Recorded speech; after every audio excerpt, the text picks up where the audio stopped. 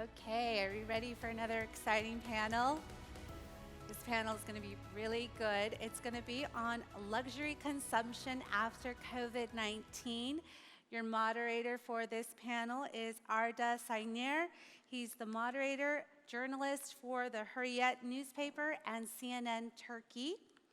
Our panelists are Radtke, General Manager of the Çırağan Palace Kempinski Istanbul Hotel and Regional Vice President, and Mert Boysanoğlu, Vice President of the Board for MESA. Let's welcome our next panel.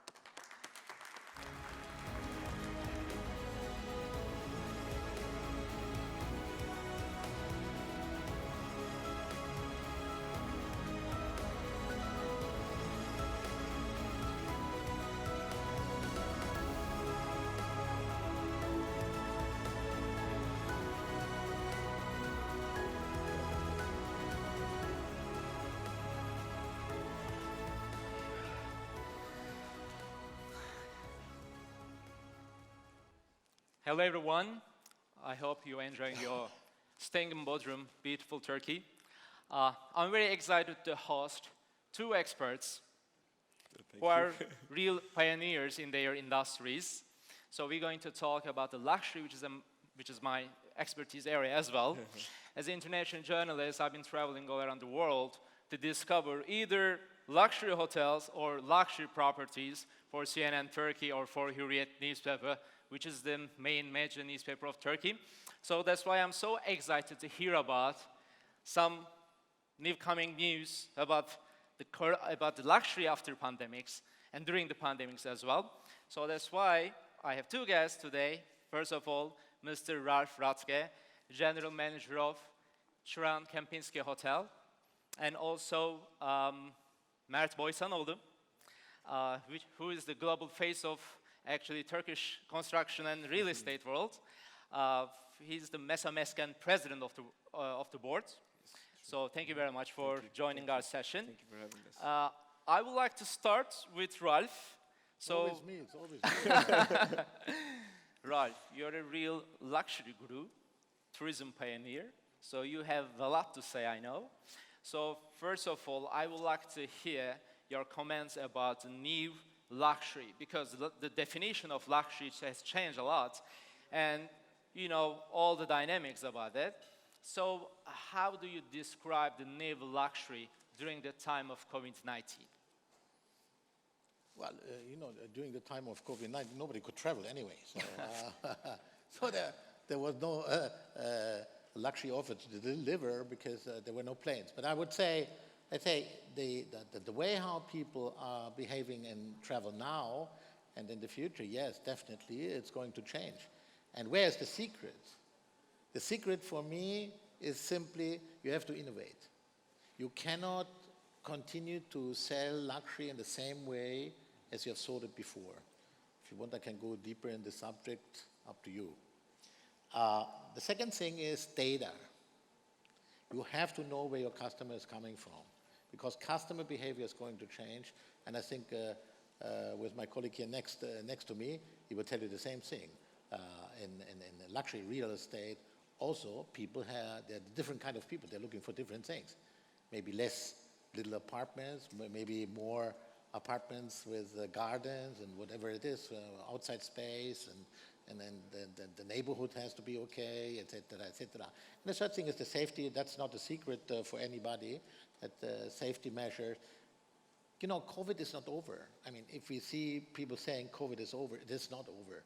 And you will have to live with it, in my opinion, for a couple of years. Maybe not as extreme as we had it last year in 2020, but, it's like the flu. Maybe you only get one vaccine a year, and then you're good for 1 year again, like the flu. But we have to live with it. And we have to put all the safety measures in place and the coherent politic in the different countries. I mean, it cannot be that, for example, these vaccines, after they have been tested, that some of them, they are not accepted in the European Union. And some other vaccines, they're not accepted, I don't know where, in Asia. Mm-hmm. I mean, that is ridiculous. I think the governments and the people who who are taking care of it should come together and speak with a common language, because it's a common virus. The virus makes no difference of nationalities, age, and origin. So how about the expectations? So specific expectations. I think the expectations from our customers, what we can see is they want to be, we have to innovate. The way how we manage luxury, to have a nice restaurant and serving the restaurant, I think is not sufficient. A children's playground or whatever with the kids is not sufficient. They want to have for the kids diving centers. They want to have different activities. But luxury, in a proper sense, luxury is actually useless. What a term. Yeah, no. Luxury is... What a declaration, Ralph. No, luxury is actually useless, because at the end of the day, it's true. If you buy a car and you want to go from A to B, why would you buy a Rolls Royce if you want to go from A to B? You can take your bicycle, or you can take, I don't know what, I don't want to talk about the brands at the end of the day, but luxury is a lifestyle. Exactly. So it's something which is not absolutely necessary, it's a lifestyle. And lifestyle, the elderly guys, I must say, I don't have the age of the Pope. Somebody told me I have the age of the Pope. I can assure you I don't have the age of the Pope. Not yet, maybe one day. So the elderly ones, we have a different way of living, but the younger generation also, we have people who have a lot of money to spend, and they want to spend the money. But the expectations are different. It's more so like socializing, but going with the crowd together. If you look at the names of different hotel groups, for example, now there's another brand which came out from Accor. I don't want to make publicity for Accor, but they're nice guys. I worked there a long time for them. They put another a brand out called Tribe, in French, Tribu. Now, Tribe is a community of people who think the same way, who do the same way, and act the same way. So people want to be with the same kind of persons. And I believe in real estate, and most probably is the same. You want to be, you look for your neighborhood, you know who are the people who are going there, what are they consuming, etc., etc. But it's a lifestyle. So it's good to hear, because then I was feeling that I travel all around the world for nothing, because you said luxury is not necessary. So it's a great explanation, and I think somehow it's a connection with the term sustainability, I believe. Because the overall, what you talk about is really related to sustainability. So which is also a topic of real estate world. Absolutely. So Mr. Boysanoğlu, welcome again. Thank you very much. You've been working in the same field as a big family business for a long time. Yes. You do investments in abroad as well, especially in Russia, in Turkey, in Istanbul, in Bodrum. So how about the definition of luxury in real estate world nowadays? So how would you describe it after the time of COVID-19? I would like to add one thing maybe to description of luxury for you is like ungrateful as well. Why? Because like for example, at a certain point, if you include something you think it's luxury, and next thing it will be very common as well. So putting luxury as a lifestyle, I think is the right sentence and right way to go. Actually, what we see from our customers and generally for luxury brands, nowadays they search for more brand legacy and heritage of the brand, how they approach to social and natural issues, like what I'm saying social, how they actually even treat their workers is an important aspect for this luxury crowd, or to be pronounced as a brand. And on the top of that, as you mentioned, sustainability is very important. So what we actually see in the customer's approach towards, for example, our investments or our developments, we tend to see, for example, as you were mentioning, they more want to go for flats with gardens, for example, or houses with less floors, low-rise. They all became more popular, right? Because of they want to be more removed. Another interesting thing is, this was probably the first time they're asking, who's my neighbor? You see, I mean, it wasn't something that we actually saw before. So that's why we're changing the way we design the clusters or the project itself. More like neighborhood-orientated projects we're working on right now. because these relations are important for people to socialize as well. Bodrum actually, our Bodrum project is a very good example of this, I must mention. Because, I mean, they're like luxury customers always look for high ceilings, a lot of sunlight, area, and you know this stuff. But on the top of that, we included now lately, for example, natural ventilation. For example, they want this all around the house, and use of materials. Maybe if you can manage 100% recyclable, or maybe sustainable developments as using of grey water or water from the sea in the home. So reducing the effect that you make on the environment. Actually, I think this is all about my second question too, which is really, I wonder, how you combine the luxury and the natural touch? Because people think when there's luxury, there's no natural touch. And if there's natural touch, then there's no luxury. But obviously you combine both terms together and you providing such a nice living, as I see on the screen right there. Thank you very much. Well, the thing is, you see, lately, before the COVID actually, there was this, you probably realize as well, this concept of less is more, or simple but luxury term came into our lives. So, and we try to design Bodrum by using this methodology.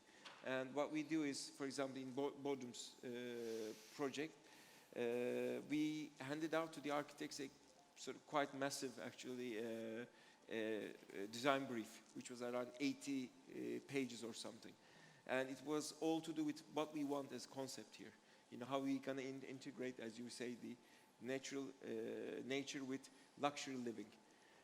So it was a good work with us and all the architects. We come up with a project like this, which we are very satisfied with the result, because it's not important if we're satisfied or not, but we see from the customer's face. We almost around 80% of the project already, and we haven't finished the construction yet. So that says something for Bodrum. As I said, I mean, all these, like the attention to nature, as I mentioned. For example, just came up to my mind. For example, the stones on the facade you see in the project, we actually excavated from the site. So we're using them because we have the sense of recyclable. I mean, it's not easy to do 100% recyclable home, obviously. You know, there's some certain elements that has to be there, which is not recycled. But we had as much as possible we want to do it, and minimum damage to the environment that we are in, because we shouldn't be forgetting that we are just visitors in Mother Nature. You know, we'll pass on, and she will continue. So, speaking of Bodrum, Ralph, I would like to ask you my next question. So, you're an expert hotelier. You've been in the industry for a long time.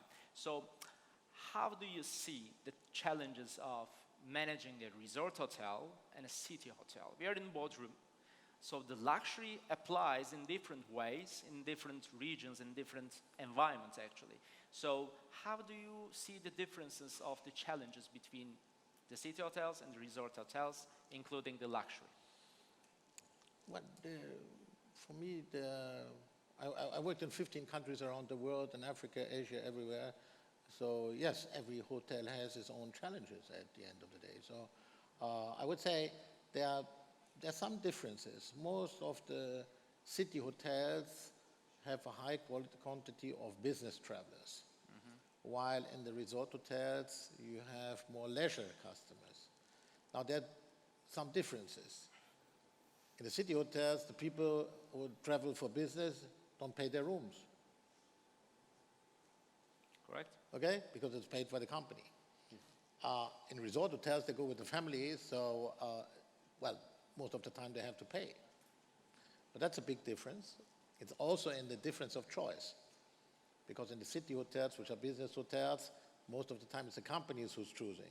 But if you buy a private residence or a private house, beautiful house, going to buy this apartment directly, I mean, a good price, and then it's okay.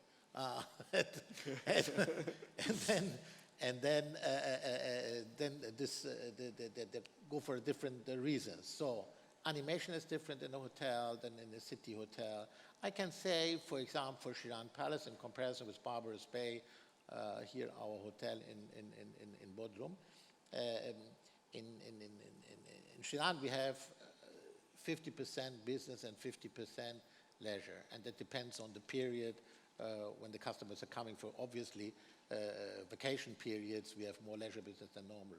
So the challenge is in luxury is always the same, to make the impossible possible. Exactly. And that can only, that says it all. No matter what kind of generations you have, no matter where the people are coming from, there are many things in luxury where you have to anticipate, you have to know your people. I talked about data, for example. We have to know who is this person who's coming tomorrow in your luxury hotel. The more you know of the data, the better you can cater to their needs and anticipate their needs.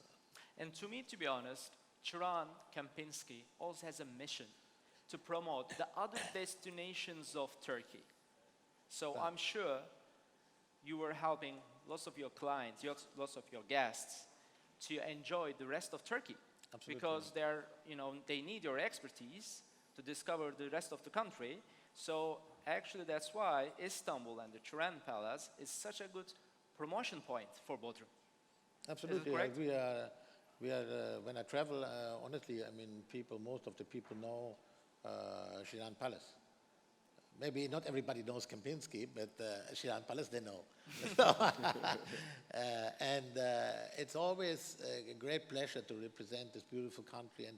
And let's say many people have heard about it, and not necessarily in a very positive way, and they don't know the country. So it's also up to us to educate our customers, our guests, and the ones who are taking care of them, and the tourism organizations abroad. What's the country all about? Yep. Our aim is to develop hotels in areas where most probably the tourists have never heard about. Bodrum is very well known, but there are great places in Turkey which could be developed in, and you talked about sustainability, and you're totally right. Today, no matter who, I don't want to say it has to be minimalist, because Çırağan Palace is not minimalist. We are the Ottoman Palace, so how can we be minimalist? That is not possible. But I would say the sustainability is about using, for me, local materials. Import the less possible, take the best out of what you have in this country, and you have everything. We don't need to bring, marble from Italy. We have marble here, Afyon, and somewhere else.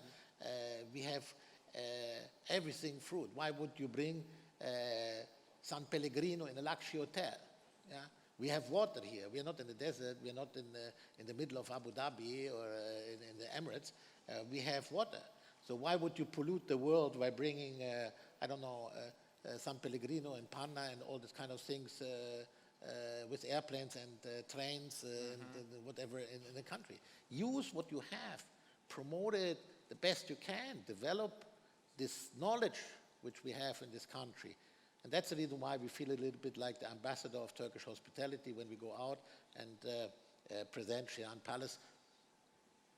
We talk more, I think, about Turkey than of our hotel, because it's a rather, I'm a lucky man. Yep. So I also wonder how you see Bodrum's potential in events-wise. Because as Mr. Mayor indicated, there's a new term called Blue Davos.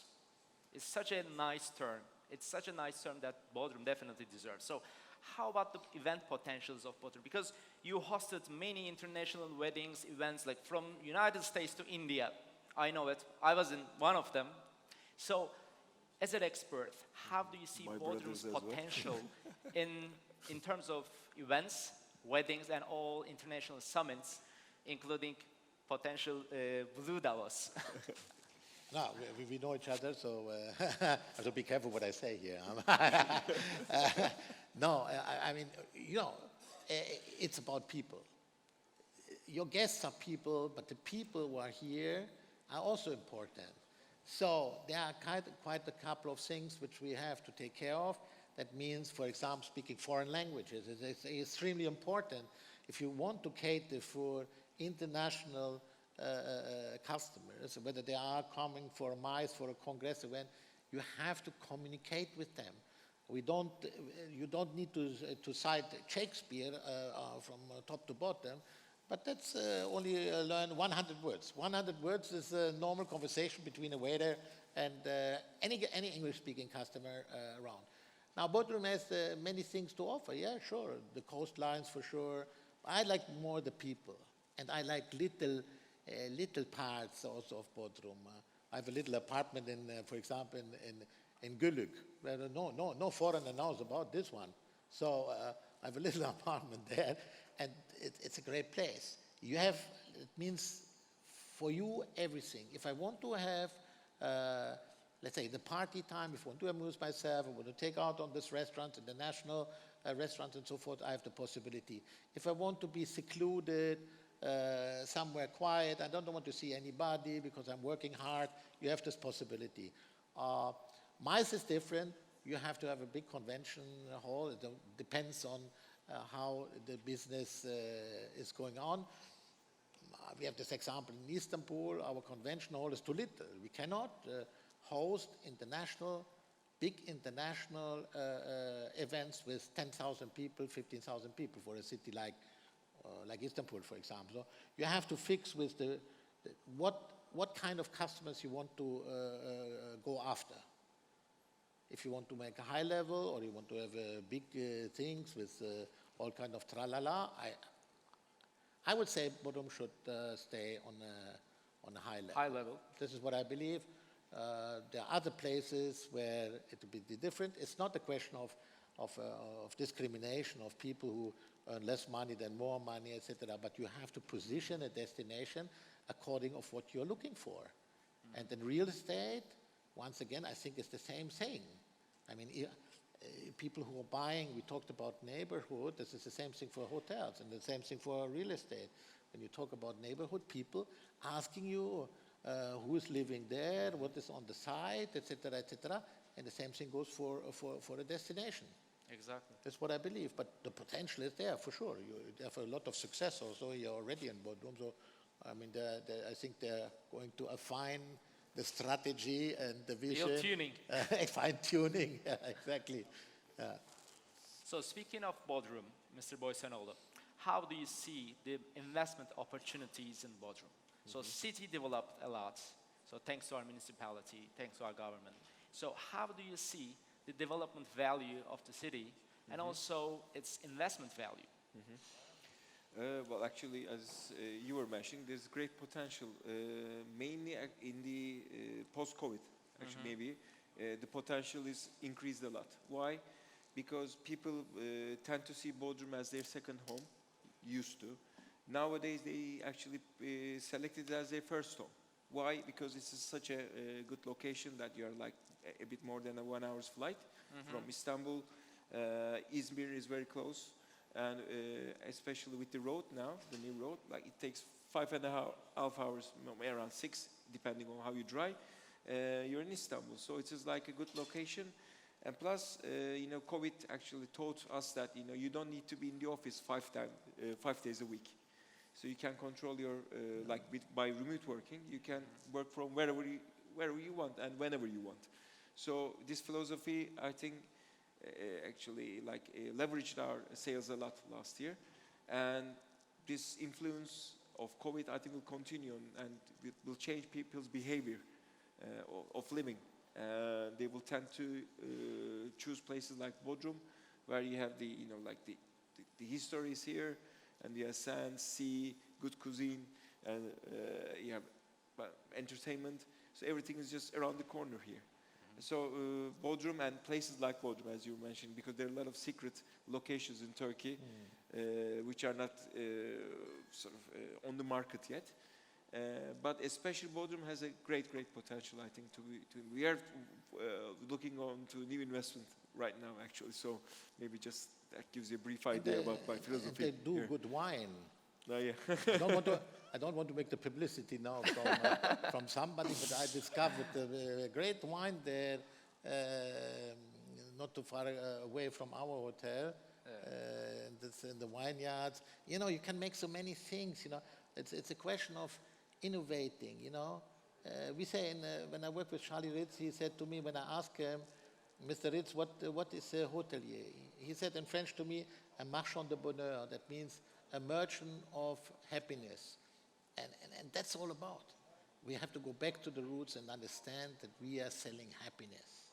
Exactly. Exactly. That goes for real estate as well. I mean, if somebody can call this a home, that's the most important thing for us. You know, they have to call it not a home. I don't know if I am sort of reflecting my feelings for it, but that's the most important thing, I think. So my last question is going to be about the essentials of attracting VIP guests, VIP clients in the property world. So, Mr. Boysanoğlu, what are the essentials?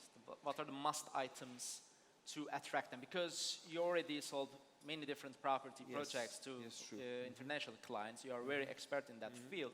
So, what's the feedback?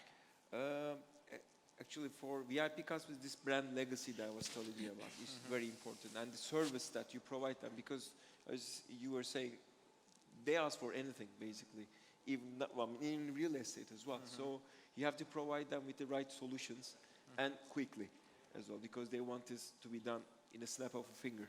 That's what they ask for. For VIP, if you talk about for global VIPs, then the promotion of Bodrum, as we know it, as Turks know it, is very important, because we know how, and you are probably, I can call you maybe half Turk, since your wife is Turkish. So, because we know that what we're going to get when we come to Bodrum, but we have to promote this idea to abroad for them. For example, last year was a wake-up call, I think, for these VIP customers about Turkey. Since they couldn't go travel anywhere else, they came here, and that was the first time I see these mega yachts or super yachts or whatever you call them around Bodrum's shoreline.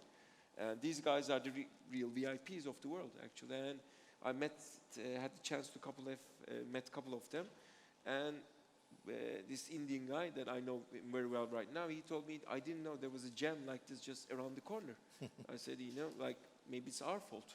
So it's all about actually promotion. Yes, like when you promote the destination itself, then it also brings some other economic opportunities to local companies. Yes. And global, it's local Turkish companies. It's a big leverage. For example, like today I think Mr. Batu Aksoy was talking about the flights, if I'm not wrong. So we have to increase the flights to Bodrum, direct flights, not via Istanbul, because that's a waste of time for these VIP customers.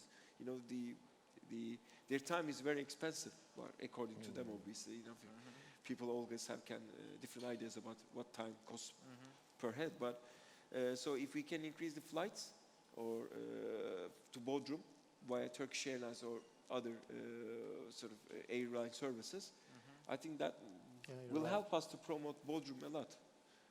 That's just one sort of bit of the iceberg, like we have to, again, next to that, we have to promote Bodrum in a sense that I just explained, like it's a fantastic place, like. It definitely deserves to be promoted well, so that it can help the local economy. Good wine, as you said. Yeah. As well. So by the way, if those Turkish wine producers, they were able to satisfy your palate, then it means they're really good. No, they're really good. They make a great improvement over the last years, definitely. Very So nice. how about for Çırağan Kempinski Palace? Well, we have a thing in common, is the flights. Yep. I mean, if you only have direct flights 3 or 4 months a year, that's an issue. Because, like you said just before, it is like a home for some people. So they don't only want to come in the summertime, they maybe want to come out of them. So what maybe should be promoted is also the shoulder season. And therefore, you have to innovate. So we come always back to the same circle. Because your expectations in the shoulder seasons most probably are not the same as what you would like to have in the summertime, where you can enjoy the ocean, swimming and whatever it is. And I mean, in October or November, it gets rather cold, at least for me, not for you, Arda, most probably, but for me, yes. And on the other side, okay, we have a network as Kempinski, so we have a good communication between our different brand hotels, and we know our customers, therefore. We have a lot of regular customers. In Çırağan, we are about 47%, which is a rather important number. But they're more demanding for sure, because more easy to handle for us in terms of the business, because we can anticipate. But for the rest, you have to go. You know, we were the first ones who made the big Indian weddings here, while other people went to America and to Great Britain. I said, why don't we develop a little bit other markets? And there's so many Indians around, yeah? Not the ones with the feathers, they're all different. So I said, we have to go there. And then we started with these weddings. We had famous weddings over there. I love Indian weddings. They're colorful, noisy, like it has to be, actually. And that's the reason why we became some kind of an expert in Indian marriages. And then goes from mouth to mouth, because people come there, about 1,500, 2,000 people. They discover the destination, they want to know more, etc. They maybe buy also some real estate. You never know, because many Indians are living in London. And for us, there are future potential people who are going to marry. You know, that's another thing. So for each market, Arda Bey, we have our own approach. So specific strategies we have to build, right? Exactly, and well, you have to be in permanent contact. There's a before and then after.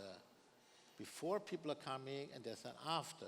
So you have to be permanently in contact with these people. And therefore, again, I come back to what I said before. You have to have the data. Data, that's a new term. You know what I say? We need to match the math with luxury. Math, I mean the data itself. Yes. So we should combine the data with the luxury, because we got to follow everything afterwards as well. We need to know. Absolutely. It's all about the CRM, right? So that's why we need to follow up with the luxury needs and also some other essential needs, fundamental needs of our guests. So that's a very good point as well. And you have things with, excuse me, please. And you have also facilities today with the technology you have. I can remember when I started 50 years ago in this business, I mean, we didn't have this technology. Today, a lot of the work is done with the technology. You only have to use it in the right way. You should not ignore technology. It is part to obtain all this data, and then you use it according to your vision and strategy and the customer profile you're looking for. Exactly, because otherwise we think sometimes it's all about welcoming, it's all about hosting, but no, it's definitely all about following up. Sorry, I interrupted you. No, of course. What I was saying is, we shouldn't be thinking Bodrum as like 3-4 months holiday destination. It's a year-round holiday destination. We should promote this accordingly, because, of course, there's summer season. We know what to do, but we have to have a story for each month that we have here. Like, if we can promote this, people will come. Like, we can, like the history and heritage of the place that we live in, Turkey in general, is amazing, and we don't use it at all. So we have the materials to promote the city all year long. Yes. So we can actually do many different events, not only on summer or just for fall. Just year-round. So year-round, right? Yes, so for sure. We should, I make a proposal, maybe the mayor just left. So why is, for example, Turkish Airlines and Tourism Ministry not come together, for example, and take highly professionals like you and say, okay, fine, how can we do to promote the destination? What are the possibilities we have? I'm sure they do. There's a Turkish I think that's, Tourism Development Office. They do a lot That's very for important. Turkey, all around the world, with the government, with the Turkish Airlines. There are really expert professionals in the development agency of Turkish Tourism Office. We like to... So we like course, to develop. Everywhere in the world, Ralph, there are a lot to do, of course. So, but it's a good point. But we are here to help. We have an interest that it works, so we are there to help. But that's a very important point, and we do a lot with Madame, because we are promoting heavily. We are very happy, honestly, to promote Turkey abroad, and we do all the time whatever we can to assist them, etc., etc. Tourism Ministry, great support, but there's always more, of course. But the direct flights, I can tell, we are both together here. It's like a revolution now here on this plateau. I'm sorry. The importance is direct flights is very important, because people who have the money to buy an apartment or spend money for in the shoulder season, they want to have a direct flight. You cannot take these guys from Moscow to, I don't know, to Istanbul airport, and then they have to wait a couple of hours, and then from there they have to go to Bodrum. That's not possible. Takes a day almost. Yes. While you're competing with other destinations, you should not forget there's a competition also in the market of nice places, with nice villas, with nice houses, with great hotels. So you're not competing with little destinations. They are top ones, and they have direct flights. But what I believe, it's time for Bodrum. Yeah. It's definitely time for Bodrum. Absolutely. So, thank you very much, Mr. My pleasure. Radtke, Thank you. Mr. Boysanoğlu. Thank you. Thank you. Thank you for having Very us. nice. Thank you for the